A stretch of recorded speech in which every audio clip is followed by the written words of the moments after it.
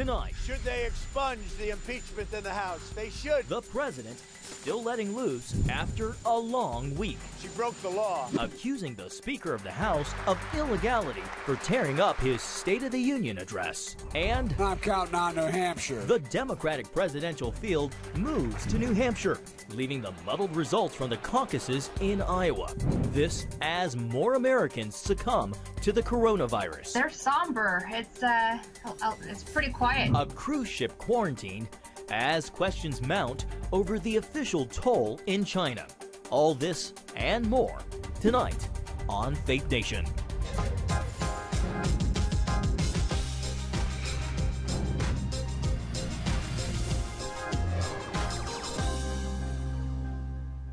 New positive job numbers out today, but the president is still reeling from impeachment fever. Welcome to Faith Nation. I'm John Jessup. Jenna Browder has the night off. President Trump pushing back today on House Speaker Nancy Pelosi's claim that he will forever be impeached. This after reports some Republican lawmakers plan to expunge Trump's impeachment record if they win back the House. CBN White House correspondent Ben Kennedy joins us now to explain. Ben, this all rests, of course, on the condition that Republicans can actually win back the House in the general election. Yeah, John, you're right. The GOP is confident that will happen. The voters have, quite frankly, had enough of the Democrats and predict come November they will give control to the House back to Republicans. President Trump got wind of some lawmakers' plans to clear his name if that happens. Take a listen. Should they expunge the impeachment in the House? They should, because it was a hoax. It was a total political hoax. Now, President Trump spoke for some 7 minutes before leaving the White House here behind me, and again called out House Speaker Nancy Pelosi. He used words like terrible and disrespectful after she ripped up his speech following the State of the Union address. First of all, it's an official document. You're not allowed. It's illegal what she did. She broke the law. But I haven't been asked a question other than a lot of people that viewed it. They couldn't believe that she did it. I thought it was terrible. I thought it was very disrespectful to the chamber and to the country. Trump also touted the latest economic report, which quite frankly looks pretty good. 250,000 jobs were added in January alone. The Bureau of Labor Statistics reports construction, healthcare, transportation, and even warehousing are among the strongest areas of growth. We just came out with fantastic job numbers. I think it was 230,000 or something thereabouts, which was much higher than projection. So jobs continue to be great. Our country continues to do great. This is the first jobs report since Trump signed a Phase 1 trade deal with China and again a trade agreement with Mexico and Canada. China also slashed tariffs on $75 billion worth of U.S. goods, which includes thousands of American products like soybeans, oil, and cars. It will begin next week on the 14th. But, John, as you know, the strong economy is one of the president's strongest campaign points heading into 2020. All right, CBN White House correspondent Ben Kennedy. Thanks, Ben. Well, tonight, the Democratic presidential candidates face off for the first time since the fiasco in Iowa's First in the Nation caucuses. CBN News reporter Caitlin Burke has more on tonight's debate in New Hampshire ahead of the First in the Nation primary Tuesday in the Granite State. The Democratic presidential candidates are making their final pitches to voters in New Hampshire before next Tuesday's primary, including another debate tonight. 7 candidates qualified: Andrew Yang, Pete Buttigieg, Tom Steyer, Senators Bernie Sanders, Elizabeth Warren, and Amy Klobuchar, and former Vice President Joe Biden. Buttigieg and Sanders lead the pack in new polling, the latest results putting the two candidates in a virtual tie. But Warren and Biden want people to know they're still in this. I'm not going anywhere. And I'm counting on New Hampshire. We're going to come back. This is a moment when people are off the sidelines and people are ready to get in this fight. Tonight's debate will take place at St. Anselm College's Sullivan Arena in Manchester. The format will allow candidates to answer direct questions for 1 minute and 15 seconds, with 45 seconds for rebuttals. There will be no opening or closing statements. However, candidates will get a closing question. All right, Caitlin Burke, thank you so much. Joining us now is CBS News political reporter Musaddiq Bidar. He has spent the last 8 months and 3 days, to be exact, in Iowa covering the Democratic presidential race there for CBS and joins us now from Des Moines. Thanks for being with us, Musaddiq. Thanks for having me, John. Well, with 100% of Iowa's precincts reporting, the AP says it still won't declare a winner. Can you give us a look back on the chaotic week and what happened in the caucuses? Well, we have been trying to figure that out for the last few days, but what is clear is that there was a breakdown in the system. The phone application that the precinct chairs and county chairs were meant to use to report results from the ground to party headquarters stopped working in many instances.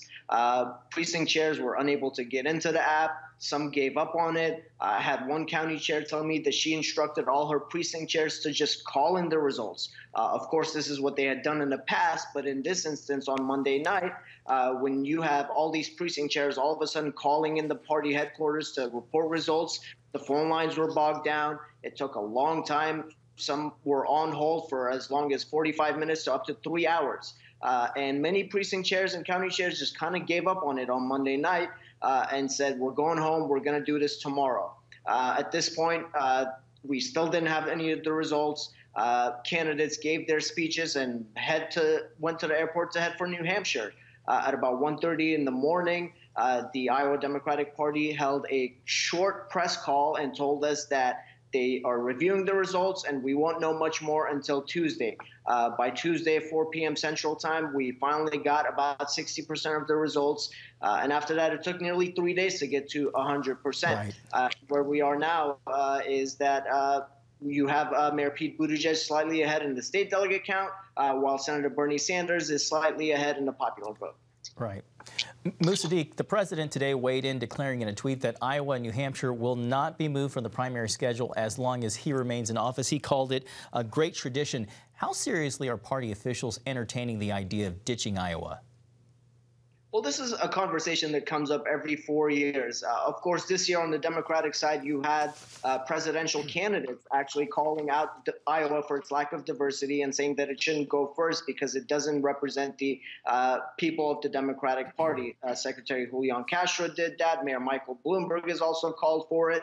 And last night, DNC Chair Tom Perez said that there will be serious conversations about this. He said that every 4 years they have conversations about reforms. After calling the Iowa caucuses last night, Tom Perez, he called it a major league failure. He said that there are going to be, he said, make no mistake about it, there will be conversations about the order, about how primaries and caucuses are going to work out. So it's something that we're going to keep an eye on because it's a conversation that comes up every 4 years. Musaddiq, turning to the debate tonight and next Tuesday's primary, how critical is New Hampshire now for the remaining Democrats still in the field? It's going to be very critical because the one thing you get out of Iowa is Iowa is supposed to narrow down the field. It's supposed to provide the candidates with momentum. The delegates you get out of Iowa is a drop in the bucket compared to what you need to win the Democratic nomination. You need about 1,991 delegates. Iowa awards 41 pledged delegates. And what happened on Monday night is that no one candidate was able to explicitly claim that momentum to kind of give them a jump start they need in New Hampshire, Nevada, and so forth. So it's going to be critical for the candidates on the debate stage tonight in New Hampshire and then in the following days to get that message and make that final closing argument to the voters that they're the candidate who can represent them in the general election. Well, Musaddiq, I'm sure that you are eager to get back home, a well-deserved one-way trip ticket back to California after your 8 months covering Iowa. Thanks for being with us today. Thank you for having me. Well, coming up, more from our Faith Nation political panel on the Democratic race and a wild week in Washington. Come home to the sounds of Southern Gospel from CBN Radio. You'll enjoy a rich Southern blend of bluegrass, classic gospel, and Southern gospel favorites like the Gaithers, the Crabb Family, and bluegrass sounds like Mountain Faith. So make yourself at home with the all-new CBN Southern Gospel, now available at cbnradio.com.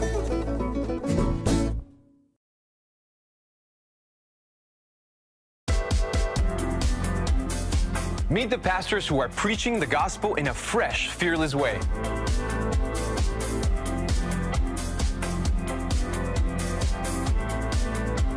I'm Roberto Torres Cedillo. Join me each week for Next Gen Voices.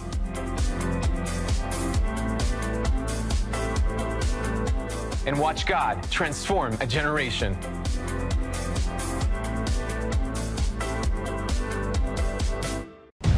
Prophecy thousands of years old. We were called to be a light to the world. Being fulfilled today.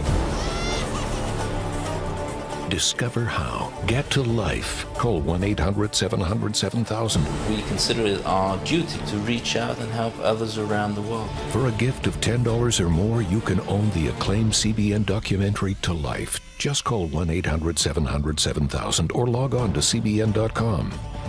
To treat a human, no matter what he is, which religious he have, which color he is, this is what I'm doing. See how the people of Israel are fulfilling prophecy. History is being written, and I want to be a part of it. By sharing their knowledge. In Africa, in Asia, in South America, in East Europe. And their love. This is how we work. This is us. Get to life. Call 1-800-700-7000 or log on to cbn.com.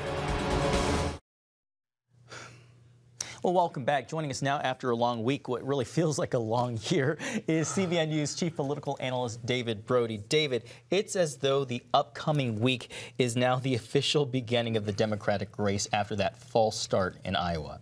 Yeah, 100%. And if you think about this week kind of overall, horrible for the Democrats, great for Trump. I've kind of have a winners and losers, if you will, of the week, because, you know, after the full week is done, you want to kind of just kind of decompress and kind of think, you know, who's up, who's down. Well, Trump is up, clearly. Pelosi's down. Democrats are down for sure. But also, I think ultimately what this is going to be about is this is a big week, actually, for Pete Buttigieg, and I think this got lost a little bit in the shuffle to a degree. Sanders and Buttigieg tied in Iowa. We can talk about that in a moment.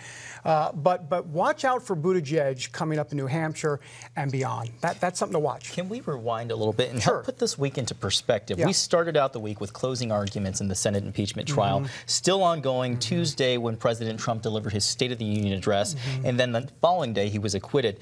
He took a victory lap yesterday. So how does this week go down in history?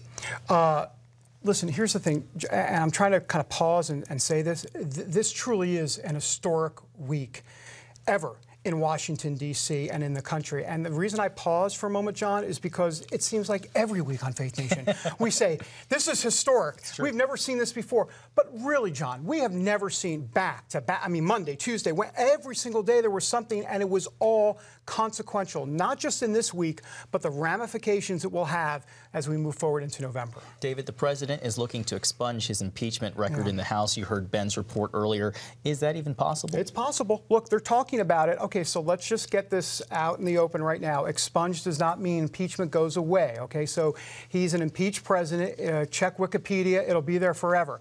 But expunged means, in essence, it's more symbolic, if you will. In other words, the Republicans would say, that's it, we're done. There really wasn't an impeachment. Now, remember, that means they have to win the House of Representatives in November. They need to flip 18 seats. Kevin McCarthy and the Republican leadership think they can do that because Nancy Pelosi went down the impeachment road. They think it's doable. They think it's doable. For those who thought we were putting impeachment behind us after that Senate vote, we learned that that's not the case. House Judiciary Chairman Jerry Nadler already saying that he will likely subpoena John Bolton. Will we ever see the end of these investigations? No, never. And so this is the Democrats shooting themselves in the other foot. They shot themselves in the foot this week, and now if they want to subpoena John Bolton, really? You're serious? I mean, you've already have a stain on, or you've already riled the base up on the Trump side. Now you want to go after Bolton? I mean, this is just, it really makes no sense. And it kind of gets to, and I've taken some hits for saying this, but some blind hatred by the Democrats for this president. Now, people say it's not blind hatred. It makes sense. We don't like this president for a reason. Fine. But at some point, you have to say, you know what, let's organize and get together and defeat this president at the ballot box rather than wasting all your time on all different sorts of investigations. David, just under a minute left. The president's ongoing spat with Speaker Pelosi. What's going on here? Well, you know, what I find fascinating is that if you read the mainstream media clips, they say Pelosi is a genius, that she's able to corral her caucus and all that, well, which is true, by the way, in terms of corralling the caucus. But she has had a lot of missteps, from going after Trump on impeachment to the tearing up of the speech. I mean, look, One thing we've learned about Donald Trump is that he usually steps on himself after a big night on State of the Union, and she didn't let him have that opportunity. She stepped on herself that night. It was just a colossal mistake. Back to blind hatred. I'm concerned, if you're a Democrat, you have to be concerned that they're not keeping their eye focused on the final victory here in November, which is what they want, rather than just getting Trump at any cost. All right, CBN News Chief Political Analyst David Brody, thanks for being with us. Thanks, John. Coming up, the latest on the outbreak as the coronavirus spreads across the globe and how it's affecting Americans both here at home and abroad. Too often, we carry baggage from our past. You know what it's like. It affects everything and everyone in our lives.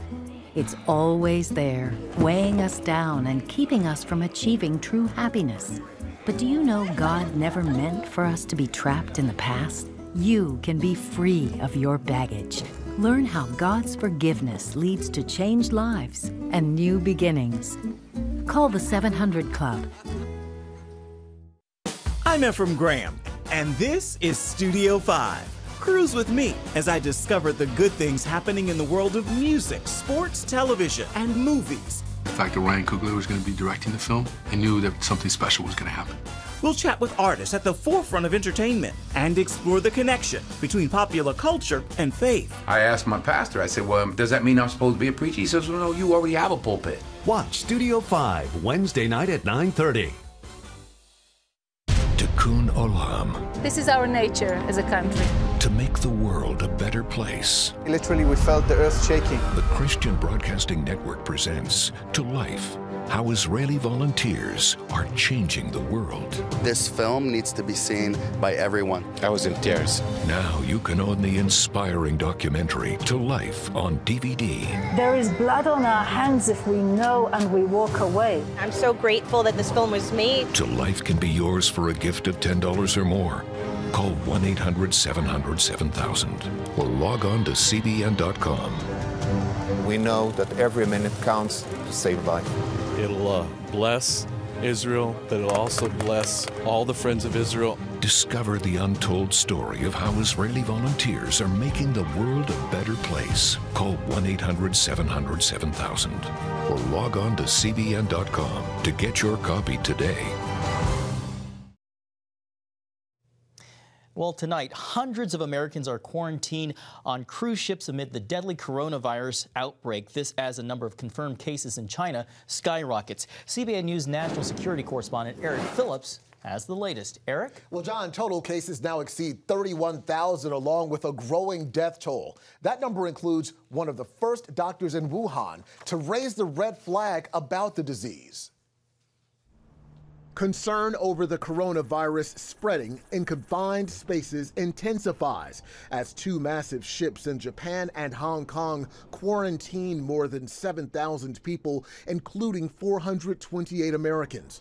Fortunately, passengers being held on a ship for testing docked in Bayonne, New Jersey, have disembarked. With the cases in China now exceeding 31,000, President Trump still struck an optimistic chord Friday. They're working really hard, and I think they're doing a very professional job. I had a great conversation last night with President Xi.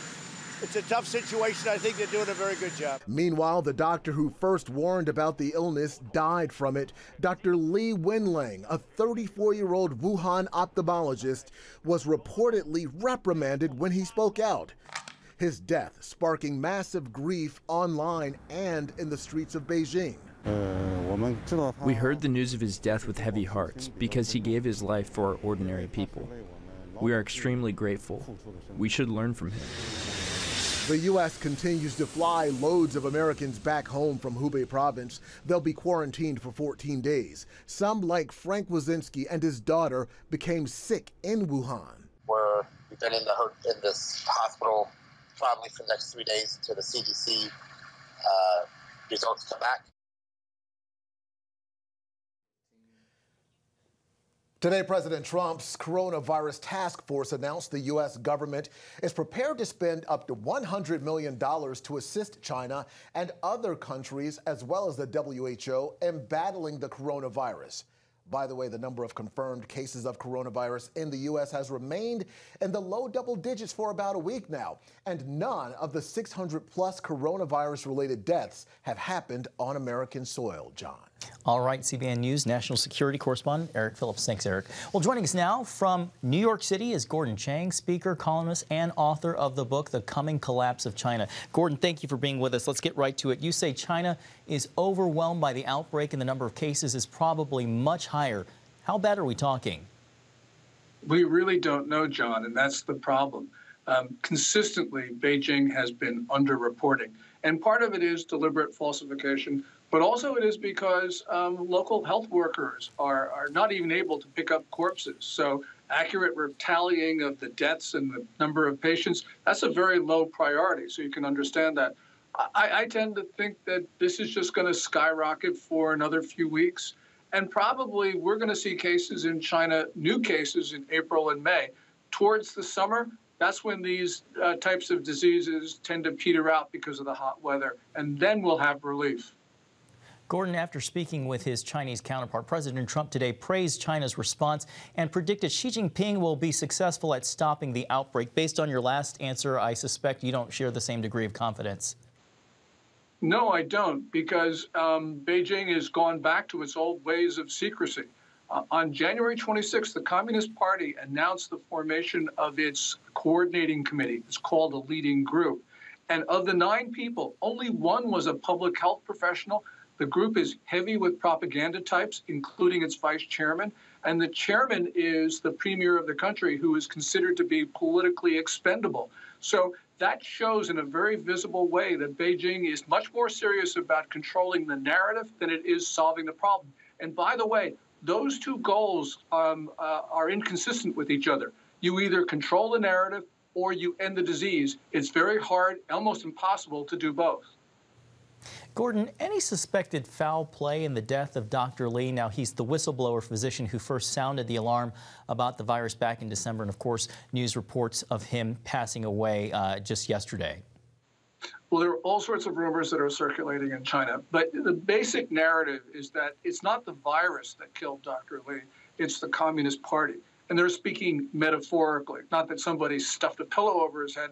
This is, I guess, the important thing, because people are now calling for freedom of speech because they realize it's the nature of the political system that allowed the virus to spread. And that's why they say the Communist Party is responsible for his death. That's the reason why this has caused such an outpouring of grief and anger across China.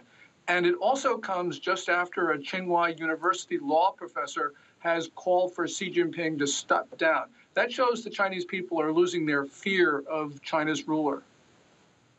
Gordon, last question for you. How effective is the quarantine in Wuhan? Is there any chance that we could see it spread to other places where it's kind of already been reined in, like Beijing or Shanghai? I don't think it's been reined in those other cities. The mayor of Wuhan said that before the quarantine was put into effect, 5 million people left the city. That means a lot of those people were infected, and that we're probably going to have serious outbreaks, not only in the area around Wuhan, but maybe Chongqing, maybe Shanghai. We just don't know. But these people have been traveling around the country already.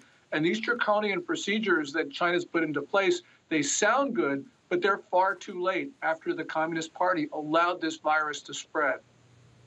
All right, Gordon Chang from New York City, thank you so much for being with us this evening. Thank you. Well, to other foreign news, the president says the United States carried out a counterterrorism operation in Yemen that killed Qassam al-Rimi. Al-Rimi is a founder of al-Qaeda in the Arabian Peninsula. It's long been considered the most dangerous branch of al-Qaeda because of its attempts to carry out attacks on the U.S. homeland.